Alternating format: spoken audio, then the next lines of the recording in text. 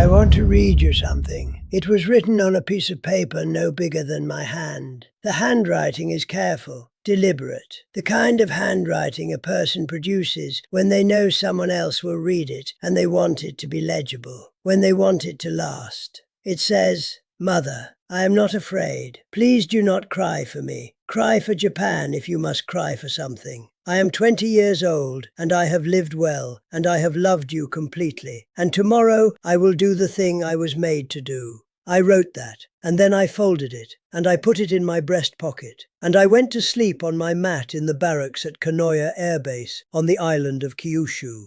And I slept better than I had slept in months, because the waiting was over, because after months of training and months of not knowing when, the morning was decided. The target was assigned, the date was set. Tomorrow, I would fly my Mitsubishi Zero, loaded with 250 kilograms of explosives, into an American warship. Tomorrow, I would not come back. And I slept. I need you to sit with that for a moment before I tell you anything else, because that is the part nobody understands when they look at what we did from the outside. They understand the dying. They do not understand the sleeping. They do not understand that on the night before the last day of your life, it is possible to feel something that is not fear, and is not courage, and does not have a name in English or in Japanese.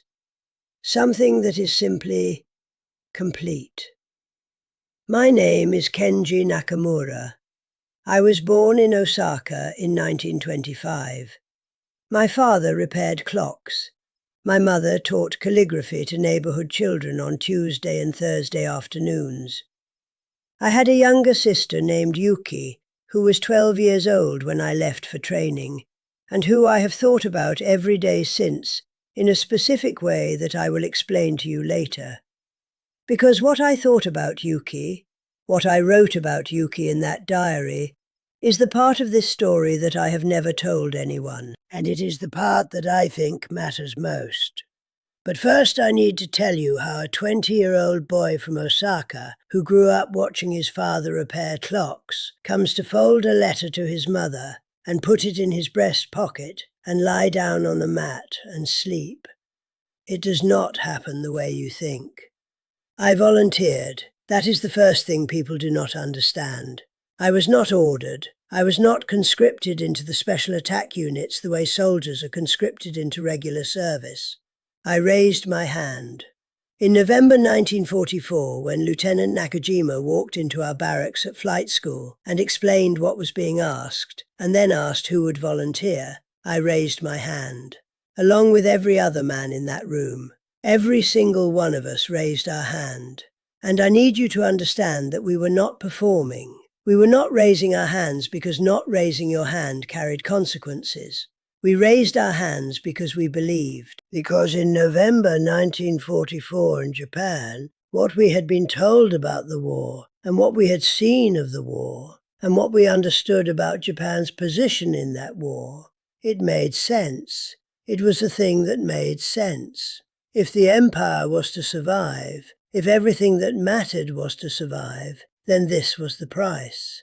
And we were 20 years old, and we were pilots, and we were prepared to pay it. I tell you this not to justify it. I am 80 years old, and I have had a long time to think about justification. I tell you this because you cannot understand what I wrote in that diary on the night before my mission, unless you understand that I believed. Completely. Without the specific doubt that comes with age and perspective and the knowledge of how things ended. On that night, I believed. And the letter I wrote to my mother and the diary entry I wrote for myself came from that belief. They came from a place that I can still find when I look for it. The place inside a 20-year-old who has decided completely. I need to tell you about Takahashi before I tell you about the diary, because Takahashi is the reason I am able to tell you any of this at all. Takahashi Hiroshi, 22 years old, from Kyoto. He had been a university student studying literature before the war. He could recite poetry from memory for 30 minutes without repeating himself. I know because we tested him one night in the barracks when there was nothing else to do. He was assigned to the same mission, the same date, the same formation. He would fly the 0 to my left and slightly behind. The night before the mission, Takahashi did not sleep. He sat at his writing desk for 4 hours. I could see the lamp from my mat. When I asked him in the morning what he had written, he said, "Everything." When I asked what everything meant, he said, "I wrote down everything I could remember about being alive. Every meal my mother cooked that I could remember the taste of. Every book I loved. Every morning in Kyoto when the light came through the screen doors a particular way.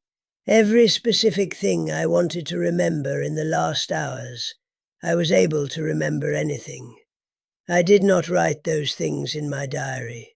I wrote the letter to my mother. And then I wrote one other thing. 1 page. And that 1 page is what I want to tell you about. Because it is not what you would expect from a 20-year-old kamikaze pilot the night before his mission. It is not noble. It is not patriotic. It contains no mention of the emperor. It contains no poetry. It contains 1 question and 1 answer, and the answer does not resolve anything, and I have spent 60 years understanding that the lack of resolution in that answer is itself the most honest thing I have ever written. I wrote, "What am I afraid of?" And then I wrote the answer, and I have never shown that answer to anyone.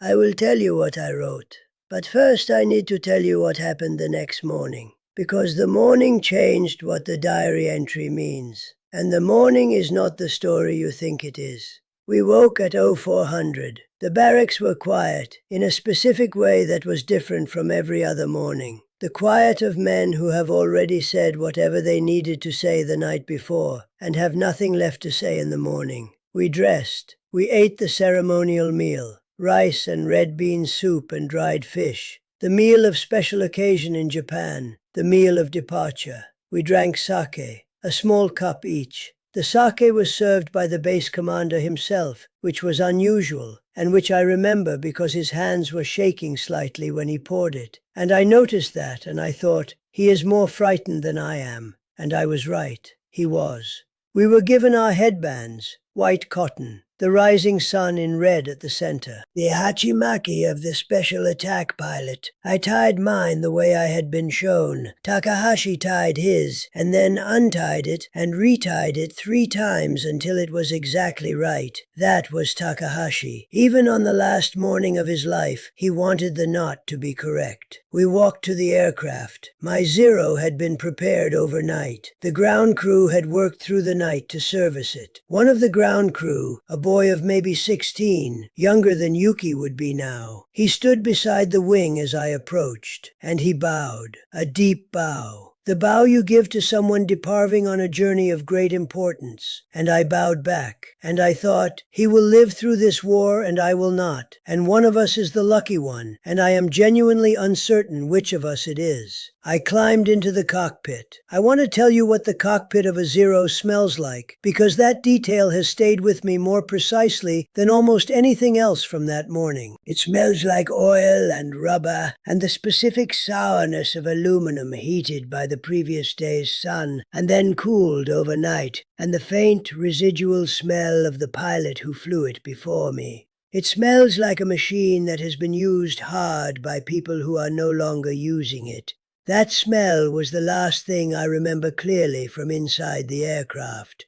The engine started. And then, I need to tell you something that I have told almost nobody. Something that has no explanation that satisfies me, and that I have thought about for 60 years. Something that connects directly to what I wrote in that diary on the night before. The question I wrote was, what am I afraid of? And the answer I wrote was, not the dying, the forgetting. I am afraid that I will be forgotten before I have been fully known. I am afraid that the letter to my mother will be the only record of who I was, and that it will not be enough. I am afraid that Yuki will grow up and grow old and die without remembering clearly what her brother's face looked like. I am afraid that all of this, the clock shop and the Tuesday calligraphy lessons and Takahashi's poetry and the sake this morning and the 16-year-old boy who bowed will have been real, and then will simply stop being real when I stop being here to remember it. That is what a 20-year-old kamikaze pilot wrote in his diary the night before his mission. Not about the Emperor, not about Japan, about being forgotten. And then the engine started, and then the radio crackled, and then the voice of the mission controller came through my headset. Mission postponed, weather, stand down. I sat in that cockpit for a long time after the engine stopped. Takahashi climbed out of his Zero on the left side. He walked to mine. He stood beside the wing and looked up at me and said nothing for a moment. Then he said, "Tomorrow, then." I said, "Tomorrow." Tomorrow never came for our mission. The weather held for 3 days. On the 4th day, the orders changed. The target had moved. A new formation was assigned. We were placed on standby. And then the weeks passed, and the war moved, and the assignments shifted, and by the time summer came, Takahashi had flown his mission, and I had not flown mine. I have spent 60 years understanding what that means, why I am here and Takahashi is not. The weather. 3 days of weather on the island of Kyushu in April 1945. Takahashi used those 3 days to write more poetry. He showed me some of it. I remember one line. He wrote, "The cherry blossom does not mourn that it falls. It falls completely, and that is enough." He flew his mission on a clear morning in May. I was not there. I was at a different station by then. I found out 3 weeks later from a letter from someone at Kanoya who had seen the report. His knot was perfect. I am certain of that. I am 80 years old. My father's clock shop is gone. My mother died in 1987. Yuki is 78 and lives in Osaka, and we speak on the telephone every Sunday. She still remembers my face. I asked her once. She said she has never forgotten it. So I was wrong about that part. The forgetting I feared did not happen. At least, not that forgetting. But I think about Takahashi. I think about whether anyone remembers the poetry he wrote in those 3 days of weather. I think about whether the line about the cherry blossom is written somewhere, or whether it only exists now in the imperfect memory of an 80-year-old man who heard it once in a barracks at Kanoya in April 1945. I think it might only exist here, in my memory, which means when my memory ends, it ends too. I am 80 years old. Every Sunday I call Yuki, and I still know that line.